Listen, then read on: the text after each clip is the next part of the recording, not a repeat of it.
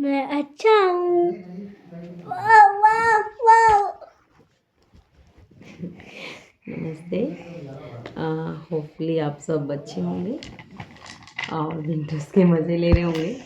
आज का जो हमारा टॉपिक है दैट इज़ रिलेटेड टू ऑटी कि बच्चों की टॉ वॉकिंग बहुत होती है। तो टॉ वॉकिंग के लिए जो है हमें क्या करना चाहिए, कैसे उसको हील करना चाहिए। तो उसके लिए पहले हमें समझना ज़रूरी है कि बच्चों की टॉ वॉकिंग होती किस लिए है।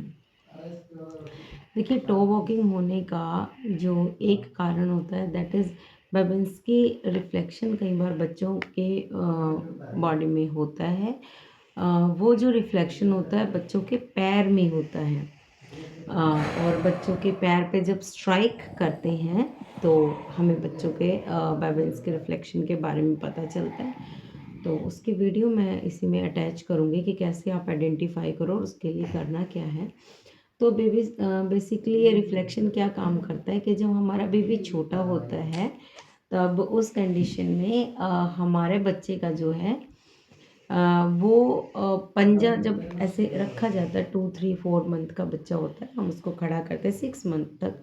जब खड़ा करते हैं तो उसका पैर ऐसे ऐसे अपने आप ही टच होकर ना आगे की तरफ जाना शुरू करता है। बच्चा ऐसे ऐसे करके ऐसा लगता है जैसे चल रहा है छोटा बच्चा। वो एक्चुअली इस रिफ्लेक्शन के कारण होता है। उसकी वजह से बच्चा एड़ियाँ ऊपर उठाता है, पंजों पंजों पे आगे बढ़ के भागने की कोशिश करता है। तो ये कई बार बच्चे का रिफ्लेक्शन इंटीग्रेट नहीं होता, तो इसकी वजह से हाइपर एक्टिविटी भी शो होती है और टॉप वॉकिंग भी शो होती है। तो अगर आप इस रिफ्लेक्शन पे काम करेंगे तो आपको टॉप वॉकिंग में और हाइपर एक्टिविटी में डिफरेंस दिखाई देगा। बच्चे का पैर ज़मीन पे पड़ते ही बच्चा ऐसे जल्दी-जल्दी आगे की तरफ भागने की कोशिश करता है। सेकंड रीज़न होता है कि बच्चे की जो हैमस्ट्रिंग होती है, पीछे जो साइटिका नर्व होती है, वो नर्व जो है उसमें बहुत स्ट्रेस आ जाता है, बहुत ज़्यादा।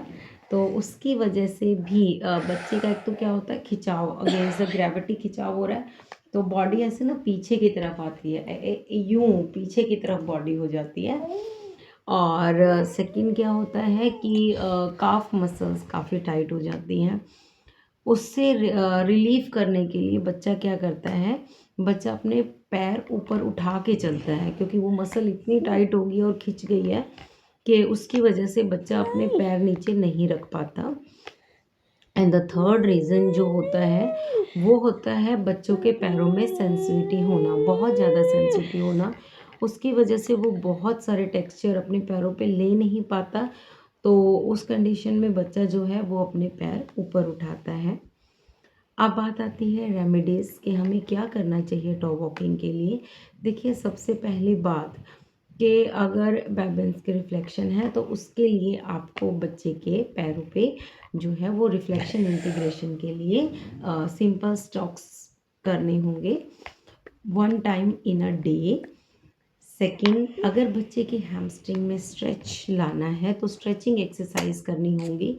पर मेन चीज़ ये है कि वो स्ट्रेचिंग तो करवाने के साथ साथ आपको ये ध्यान रखना होगा कि जब बच्चे की बॉडी में बहुत ज़्यादा स्ट्रेस हो जाता है, बच्चों की क्या इवन ह्यूमन बॉडी में, हम लोगों की बॉडी में भी अगर स्ट्रेस बहुत ज़्यादा होल्ड होता है तो सबसे पहले वो स्ट्रेस जो है वो हिप एरिया में कलेक्ट होता है। उसकी वजह से ये मसल बहुत टाइट हो जाती हैं। जनरली जो है वो बैक पेन, पैरों में दर्द हमें इसी वजह से होता है। सिमिलरली बच्चों को भी होता है, तो स्ट्रेचिंग कराने के साथ-साथ उनका कंफर्ट का, उनके कामनेस का भी ध्यान रखें। ओवरबर्डन या ओवर स्ट्रेसफुल ना रखें बच्चों को।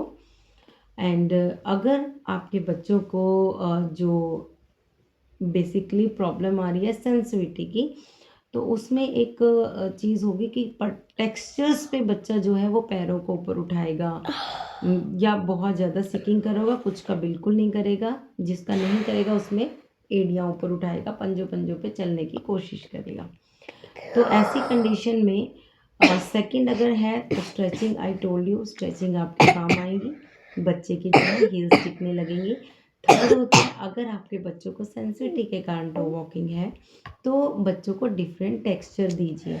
अब यहाँ पे डिफरेंट टेक्सचर में बहुत सारे पेरेंट्स को लगता है कि हम सिर्फ डिफरेंट टेक्सचर की मैट पर चलाकर बच्चे को जो है वो सेंसिटिविटी ख़त्म कर सकते हैं, but this is not true. देखिए, जो डिफरेंट टाइप के टेक्सचर मैट के ऊपर बनाए जाते हैं ऑल आर आर्टिफिशियल, और उसका कोई ना कोई कंटेंट उसमें रहेगा ही, क्योंकि वो आर्टिफिशियल है, ओरिजिनल को रिप्लेस नहीं कर सकते। तो आपको एक्चुअल में बच्चे की सेंसिटिविटी ख़त्म करने के लिए उसके पैरों को रियल इन्वायरमेंट टेक्सचर की नीड देनी पड़ेगी। लाइक मेरे बेटे को था, उसको पूरी तरह से साफ़ सुथरे पैर चाहिए थे, उसकी चप्पल पे भी किसी तरह की रेत मिट्टी वगैरह नहीं होनी चाहिए। अगर ऐसा होता था तो वो अपने पैरों पर उठा लेता था या फिर अवॉइड करता था। इवन गीला टेक्सचर भी, मतलब गीले फर्श पे उसको पैर नहीं रखना होता था। तो ऐसी कंडीशन में धीरे धीरे करके बच्चे को सेंसिटिविटी ख़त्म की जाती है। लाइक आप पहले उसको सड़क पे चला रहे हो बेयरफुट, फिर इसके बाद उसको घास पे चला रहे हो, सूखी घास पे, रेत पे, मिट्टी पे, बजरी पे, फिर जैसे जैसे ड्राई से थोड़ा कंफर्ट होता है तो हल्का वेट टेक्सचर थोड़ी सी गीली मिट्टी के ऊपर चला सकते हो। ऐसे करते करते then end up to the completely wet and चिपचिपू कीचड़ वाला टेक्सचर जो होता है ना, आप वो वहाँ तक उसको लेके आइए जहाँ जिस भी तरीके के टेक्सचर का आपको लगता है इन्वायरमेंट में एक्सपोजर मिलता है। रियल एक्सपोजर बच्चे को दीजिए, बारिश में घूमने दीजिए, छत के ऊपर सराउंडिंग्स में। तो इसके बाद आप देखना बच्चे की सेंसिटिविटी सच में कम होगी। ये रेमेडीज़ अगर आप अप्लाई करोगे अपने बच्चे के साथ, ये चीज़ करोगे तो टो वॉकिंग डेफिनेटली बच्चे की जाएगी। 100% तो नहीं, लेकिन मतलब अभी तक मेरा जो एक्सपीरियंस है इन सब चीज़ों से बच्चे की टो वॉकिंग में इम्पैक्ट आया है। और आप सब इसको ट्राई करके देखना। और प्लीज़ जिसके बच्चे के टो वॉकिंग में फ़र्क आता है वो प्लीज़ कमेंट में बताइए कि क्या ये सब चीज़ें आपके बच्चे की टो वॉकिंग में हेल्प की। Because I am not occupational therapist, but I have some knowledge जो मैं आप लोगों के साथ शेयर कर रही हूँ। मोस्टली मैं ओटी के बारे में स्पेसिफिकली वीडियो नहीं बनाती, क्योंकि हर बच्चे के ऊपर चीज़ें अलग अलग जाती हैं। लेकिन ये टो वॉकिंग के वो कॉमन 3 पॉइंटर्स हैं जो मोस्टली बच्चों के साथ जो टो वॉकिंग करने वाले होते हैं उनके साथ जाते हैं। तो इसके अलावा भी कुछ एक्सरसाइजेज होती हैं, जैसे बच्चे के पैरों में वेट पहना के बच्चों को बैक वॉक करवाना, बहुत अच्छी टो वॉकिंग की एक्सरसाइज होती है। बच्चों को प्रॉपर स्ट्रेचिंग देना बहुत अच्छी टो वॉकिंग की एक्सरसाइज होती है। बच्चों को जो है वो बैलेंस की रिफ्लेक्शन की एक्सरसाइज कराना अगर है तो बहुत अच्छी एक्सरसाइज होती है। बच्चों को डिफरेंट रियल टेक्सचर्स देना बहुत अच्छी एक्सरसाइज होती है।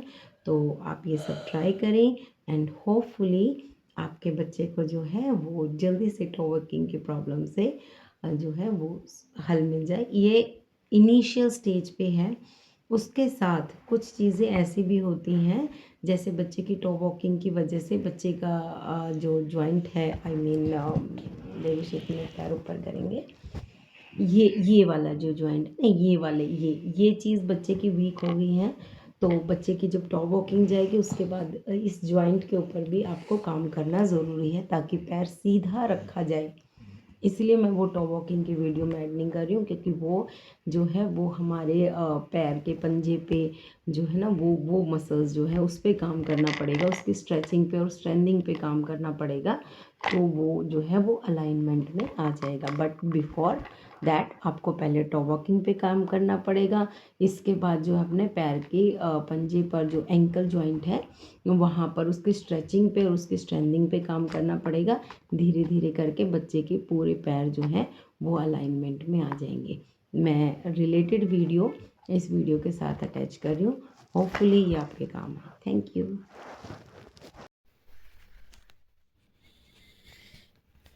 ये साइड में हल्का सा strike,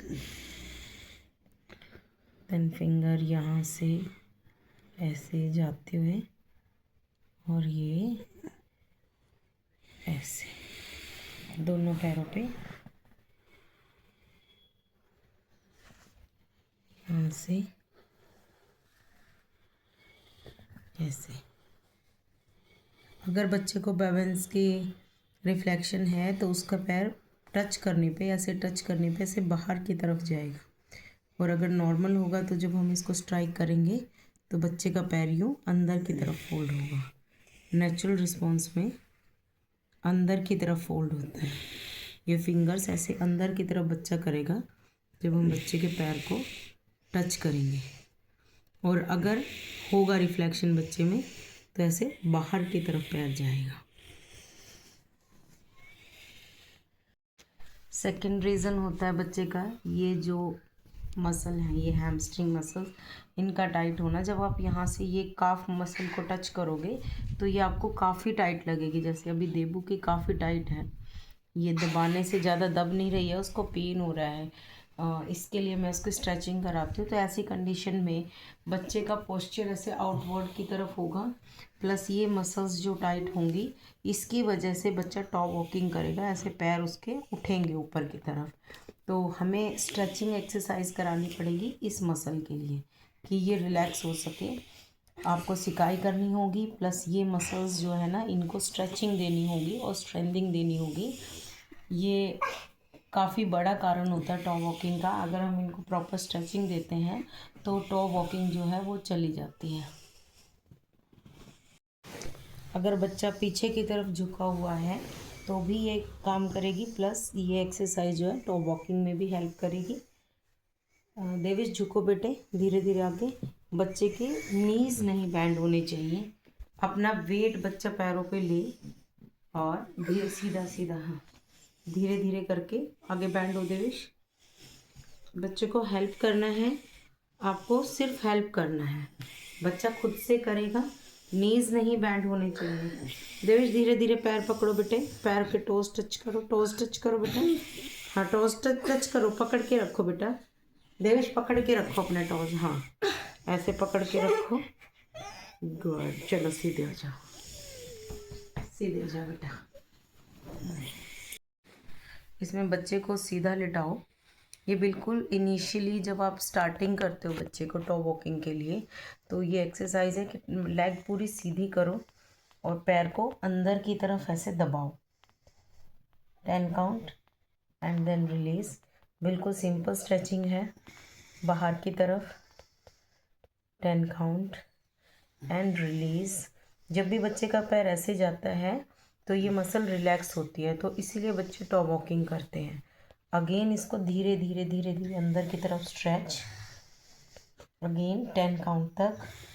1 2 3 5 6 7 8 9 10। Then release. Again 10 count, press and release. इसी तरीके से दोनों पैरों को धीरे धीरे करके ऐसे अंदर की तरफ प्रेस करना है और सीधा। कई बार ये वाले जो जॉइंट होते हैं बच्चों का, ये वीक होता है, तो पैर यूँ होता है। ज़्यादातर जो टॉप वॉकिंग करने वाले होते हैं उनके बच्चों के पैर ऐसे जा रहे होते हैं।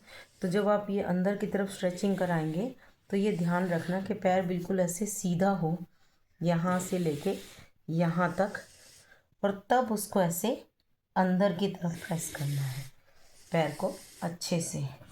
This is the first exercise जो आपको बहुत हेल्प करेगी बच्चे की मसल्स को रिलैक्स करने में, तो वो ख़त्म करने में। कुछ बेसिक स्ट्रेचिंग इसके लिए ज़रूरी है। फर्स्ट ये, सेकेंड लाइक दिस।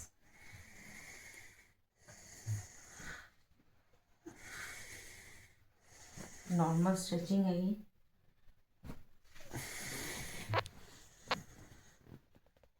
बच्चे का ये पैर सीधा और इसको उठा के टम्मी की तरफ।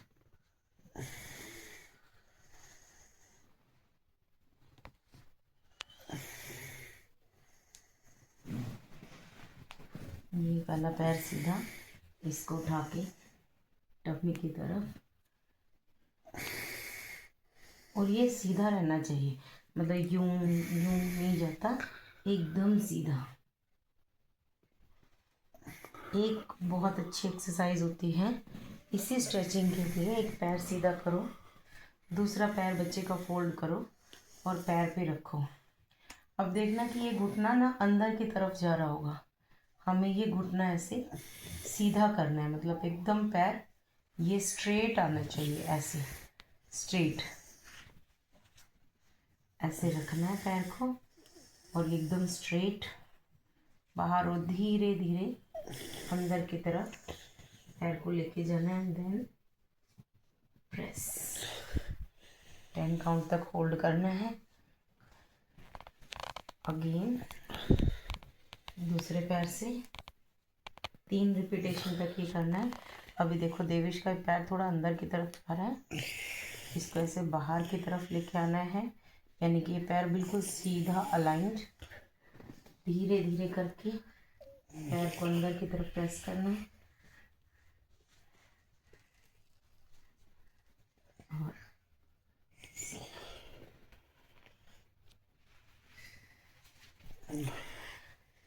एंड द थर्ड स्ट्रेचिंग, पैर को ऐसे सीधे करो और अंदर की तरफ, घुटने नहीं मुड़ने चाहिए, जितना बच्चा ले जा सके धीरे धीरे करके।